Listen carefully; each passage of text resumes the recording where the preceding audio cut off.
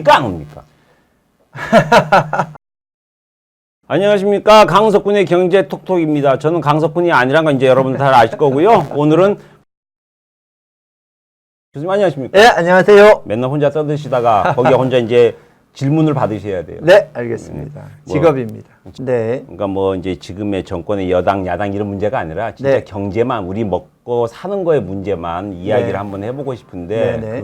그 무슨 얘기가 나오면 사실 이게 무슨 말인지를 몰라요. 그리고 경제학 하는 사람이 되게 어렵게 이야기를 하죠. 예. 저희들은 무슨 용어가 나와 저게 도대체 무슨 뜻이야 이렇게 하거든요. 근데 요즘에 좀 가족 나오는 얘기 중에서 우리나라가 일본 닮아간다, 잃어버린 20년이 올 수 있다, 뭐 이런 얘기들을 막 하거든요. 네네. 일본이 1990년대 초반부터 약 20여 년 동안 네. 경제가 거의 성장하지 못하고 물가가 또 거의 오르지 않다가 때로는 마이너스 물가, 그 디플레이션이 일어나서 20년간 극심한 경제 침체를 경험했습니다. 그래서 일본의 1인당 소득으로 따지면 약 4만 달러 정도 갔다가 네. 20년 내내 아직도 4만 달러 언저리에서 헤매고 있는 그런 현상을 일본의 잃어버린 20년이다라고 얘기를 합니다. 그러면 단도직입적으로 여쭤보고 싶은 게 우리나라도 잃어버린 20년이 온다, 안 온다 이렇게 나눠져 있는 걸로 제가 알고 있거든요. 네네. 그렇거든요. 옵니까 안 옵니까? 항상 어려운 질문입니다. 그러니까 네. 뭐 교수처럼 말씀을 드리면 네. 하긴 아닙니다라고 말씀드릴 수 있고 네. 지금처럼 계속한다 그러면 올 가능성이 커진다라고 말씀드리겠습니다. 지금 경제의 이런 속도나 이런 지금 경제의 면으로 봤을 때 20년이 올 가능성이 높다 이렇게 정리하면 매우 되겠네요. 크다라고 말씀드리겠습니다. 그렇군요. 그 일본이 옛날에는 되게 잘 살았다고 우리가 생각을 하지 않습니까? 네네. 뭐 제가 이제 기억하기는 우리가 이제 아마 연배가 이제 우리 교수님하고 저하고 비슷한 연배인데 뭐 워크맨 뭐 이런 거 막 갖고 다니고 그때 그게 어떻게 말하면 그 당시에 조금 뭐 부의 상징이라고 하기보다는 젊음의 상징 이런 거였는데 이렇게 갑자기 일본이 뭐 반도체도 이제 우리한테 밀리고 네. 이렇게 된 이유가 있을 거 아닙니까? 네. 뭐 기술적으로 보면 일단 일본이 1990년대 초반부터 급격한 인구 고령화가 진행됐다는 모습이 하나 있고요. 예. 구조적인 요인이고 두 번째는 또 일본이 80년대 말에 굉장히 부동산이라든지 또는 주식 가격 이런 게 큰 버블이 있었습니다. 근데 이제 그 버블이 깨지면서 이제 일본 경제가 고전하기 시작했다는 측면이 있고요. 또 일본 경제가 매우 세계적인 경제가 되니까 당시 세계 최강 국가였던 미국이 견제를 해서 일본의 엔화 값을 굉장히 2배로 올리는 그런 일이 있어서 이런 환경 변화에 일본 기업이 제대로 적응하지 못하면서 80년대 말까지만 해도 세계 최대의 경쟁력을 가졌던 일본의 제조업이 점차 경쟁력을 잃어갔고, 일본의 고령화가 급격하게 진행이 되니까 소비도 많이 위축되고 이러면서 이제 거기다가 이런 상황에서 원래 이제 새로운 경제 환경을 만들기 위해서 일본 정부가 새로운 산업의 살이 나오게 하기 위해서 저희들은 이걸 영어로 구조조정이라고 합니다. 이런 구조조정을 해야 되는데 일본 정부가 구조조정을 하지 않고 계속 돈 빌려서 국채 발행해서 경기 부양하려고만 하다가 이제 구조적인 모습은 고치지 않고 계속 돈 풀어서 경기 부양하려고 하다가 그건 실패하고 일본이 지금 세계에서 정부 빚이 가장 많은 나라가 됐죠. 이런 게 일본의 실패 사례입니다. 그 뭐 지금까지는 우리나라 이제 만약 방송 같은 데 나오면 이제 고령화는 이제 우리나라도 일본하고 똑같이 지금 진행되는 거잖아요. 더 빠른 속도로 진행되고 있습니다. 이제 국가 부채 문제가 이제 남아 있는데 그 같다고 하더라도 네네. 우리나라가 아직까지는 뭐 국가 부채가 일본에 비해서 굉장히 작다고 하더라고요. 네네. 아직까지 우리나라 국가의 부채가 그렇게 많지 않다는 부분은 다양한 논쟁이 있습니다. 근데 이제 그게 국가 부채를 어디까지 포함할 것이냐 이런 뭐 좀 기술적인 논쟁이 있는데 이제 그런 걸 좀 차치하고 그걸 변론으로 하고 우리나라는 국가 부채를 좀 안정적으로 일본과는 달리 좀 안정적으로 관리해야 될 몇 가지 요인이 있는데요. 첫째, 우리나라는 세계에서 가장 빠른 속도로 고령화가 진행되기 때문에 우리가 지금처럼 지금의 제도를 가지고 가만히 있더라도 앞으로 부채가 굉장히 급격하게 늘어날 수밖에 없습니다. 노인들이 굉장히 많아지면서 복지 지출 비용이 기하급수적으로 늘어날 수밖에 없기 때문에 그렇습니다. 그래서 고령화 요인 때문에도 우리가 국가 부채를 적절히 관리해야 된다는 요인이 하나 있고요.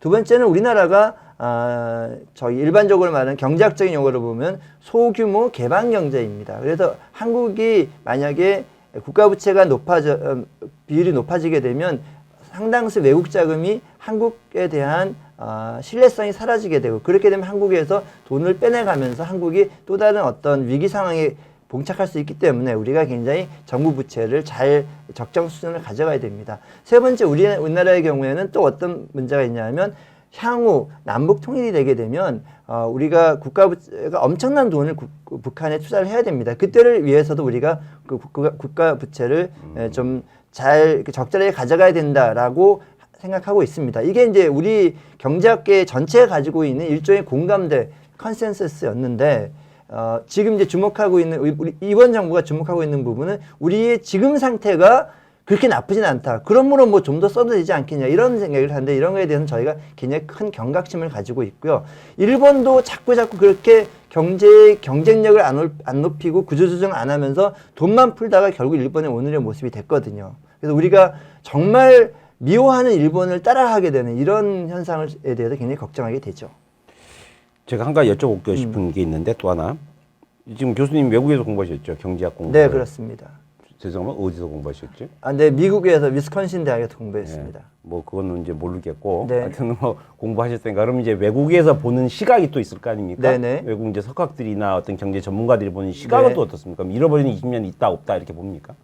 한국이 이제 사실은 한국 경제, 지금 요즘의 한국 경제가 지난 한 3, 40년 동안 이렇게 오던 한국 경제 궤도에서 좀 벗어나 있는 상태라고 저는 보입니다. 그러니까 이제까지 궤도는 여러 가지 논란이 있었지만, 그럼에도 불구하고 시장의 힘을 믿고 시장 경제의 힘으로 여기까지 발전을 해왔고, 그리고 또 그걸 정부가 적절한 정책으로 뒷받침도 해주고, 이러면서 한국 경제가 여기까지 왔다고 보여지는데, 그렇게 판단이 되는데, 여러 가지 뭐 외국의 파이낸셜 타임스나 월스트리트 저널이나 이런 외국의 유수한 언론기관에서도 한국이 이제까지 하던 그 정책이 아니라 새로운 안 해보는 길로 가고 있는 것 같고, 그것은 경제학에서 전통적으로 이야기하는 시장의 힘으로 경제가 성장하고 정부가 효율적인 복지를 하는, 또 정부가 효과적인 복지를 하는 이런 시스템이 아니라, 정부가 지나치게 시장에 개입하고 또 굉장히 많은 규제를 하게 되고, 그렇게 돼서 지금 상태로 가다가는 한국도 굉장히 좀 과거와는 달리 어려운 상태에 봉착할 수 있다는 것이 외국에서 보는 시각으로 저는 이해하고 있습니다. 지금 외국에서도 그러면 이제 우리나라가 잃어버린 20년이 올 수 있다라는 시각이 많다 이 말씀이 되는 그런 거죠? 시각도 존재한다. 물론 아까 말씀드린 이제 잘하냐 못하냐에 따라 앞으로 잃어버린 20년이 올 수 있다, 안 올 수도 있다, 이제 그렇게 말씀하셨는데, 네.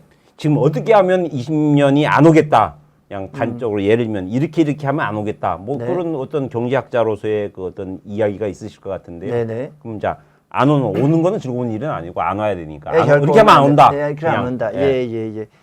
그럼 일본이 왜 이렇게 됐냐를 다시 한 번만 더 말씀을 드리면, 일본이 그와 같은 저희는 구조적인 이제 상황이라고 얘기를 하는데, 그러니까 예를 들면 몸에 암이 걸렸는데 그 암은 치료하지 않고 계속 진통제를 투여하는 방식으로 대처를 했다. 이게 이제 일본에 대한 저의 평가이거든요. 그러니까 그 경제가 굉장히 경쟁력을 잃어가고 구조적으로 문제가 있는데, 이 구조적인 문제는 고칠 생각을 하지 않고 계속 그냥 돈 풀어갖고 이렇게 입막음만 하고 그러면서 경제를 하게 되는, 이게 일본의 실패 사유라고 본다면, 뭐 고사성어가 반면교사인가요? 네, 그러니까 이제 그런 일본의 경험을 우리가 다뤘을 때, 우리가 지금 해야 될 일은 돈을 풀어서 이 국민들에 하여금 점점 정부가 풀어내는 돈에 의존하게 되는 그런 경제를 만드는 것이 아니라, 우리 경제의 어떤 구조적인 문제점들을 치유해서 우리 경제가 다시 미래로 지속 가능하게 성장하고, 그래서 보다 많은 일자리가 창출되고 보다 많은 젊은이들이 일자리를 갖게 되고 보다 많은 젊은이들이 결혼도 하고 아기도 갖는 그런 나라를 원하는 거 아니겠습니까? 근데 그렇게 되면 우리가 갖고 있는 큰 문제점이라고 하면, 기본적으로 저희가 생각하기엔 노동 분야가 가장 문제고, 그다음에 금융 분야도 가장 약한 곳으로 항상 지적되는 분야입니다. 여기에 이제 이번 정부가 들어서면서 각각 가지고 있는 공공 부분의 비효율성, 공공 부분도 바꿔야 되고, 또 지금 수많은 논란이 있습니다만, 우리의 교육 체제로 지금의 이게 평등 을 거의 신성시하는 그런 교육 체제로는 새로운 미래를 바꿀 수 없습니다. 그래서 노동개혁, 금융개혁, 공공부문개혁, 교육개혁 이런 것들이 이루어지면 우리나라가 새로운 미래로 나갈 수 있는 힘을 만들 수 있고 그렇게 만드는 것이 정부의 정책 방향이어야 된다고 저는 생각합니다. 그러니까 노동개혁이라는 게 이제 구조조정 이런 것들이 이제 이루어져야 된다 뭐 이런 뜻인가요? 뭐 좀. 그러니까 그 우리 노동개혁은 이런 부분이죠. 그러니까 첫째는 노동시장이 자기가 기여한 만큼 받을 수 있게 그렇게 이렇게 차이를 인정하는 노동개혁이 돼야 되는데 지금은 모든 사람이 예를 들면 다 똑같이 받자는 그런 식의 노동 현장의 관습들이 많이 있어서 그 부분에 대한 부분이 하나가 있고요. 두 번째는 또 노동 부분에서 그동안 기업주들이 좀 불법하는 것에 대해서는 되게 좀 뭐라 그러나 관용을 베풀고 근로자들이 불법에 대해서는 되게 엄단하던 게 아주 예전 시절이라면 요즘은 다시 와서는 기업가들의 잘못에 대해서는 일벌백계를 하고 상대적으로 또 근로자들의 집단의 그거에 대해서는 또 굉장히 관용을 베푸는 이런 식의 노동시장의 관행 이것도 좀 바꿔야 될 것이고요. 그 다음에 또 우리나라의 전반적으로 말씀을 드리면 전 세계적인 기준을 놓고 봤을 때 우리나라의 정규직 근로자들은 세계 표준 이상으로 과보를 받고 그 대신에 비정규직 근로자들은 세계 기준을 놓고 봤을 때 너무 지나치게 보호를 받지 않는 그러니까 이렇게 노동시장의 이중구조를 부분이 있는데 이런 것도 부분도 저희가 좀 개선해야 되는 게 이런 부분이 노동시장의 가장 중요한 개선 요인이라고 봅니다. 이외에도 노동시장에서 뭐 지금 당장 현안으로는 그러니까 너무나 경직적인 52시간 근로자, 52시간제 이 부분도 바꿔야 되는 문제이고 또 시장을 거의 죽이다시피 하는 지나치게 높은 최저임금 상승률 이런 부분도 당연히 개선돼야 될 부분이라고 생각합니다. 뭐 하여튼 할 얘기가 무지무지하게 많을 것 같아요, 이게요. 아까 한 이제 365일도 할 수 있습니다. 굉장히 할 얘기가 많은 것 같습니다. 근데 이 유튜브 길면 싫어해요. 아, 그런가요? 예, 그래서 이런 거는 좀 더 길게 하면 안 될까요? 다음에 한 번 더 번외편으로 해서 이렇게 한 번씩 이런 얘기들이 나눠가면은 한번 제가 이제 또 우리 이 일반 입장에서 진짜 궁금한 게 뭔지를 가지고 또 제가 한번 대신 한번 우리 교수님께 여쭤보는 시간 이렇게 좀 한번 자주 이렇게 가지면 좋지 않을까. 알겠습니다. 애니타임 콜입니다. 네. 뭐 오늘 이제 너무 이제 들어보시면 알겠지만 사실 좀 너무 수박 거들기식의 이야기가 될 수도 있습니다. 사실은. 근데 이게 짧은 뭐 한 5분, 10분 사이에 우리나라 경제를 다 짚어내고 하는 건 굉장히 어렵습니다. 여러분이 자주 오셔서 보시고 구독하시고 이러시면 아마 여러분들이 경제 상식을 이렇게 하나하나 이렇게 쌓아갈 수 있는 그런 시간이 되지 않을까 생각을 합니다. 이렇게 자주 좀 이런 번외가라도 자주 이렇게 말씀 나눠서 좋은 프로그램 만들었으면 좋겠습니다. 알겠습니다. 오늘 고맙습니다. 네, 감사합니다. 네, 감사합니다.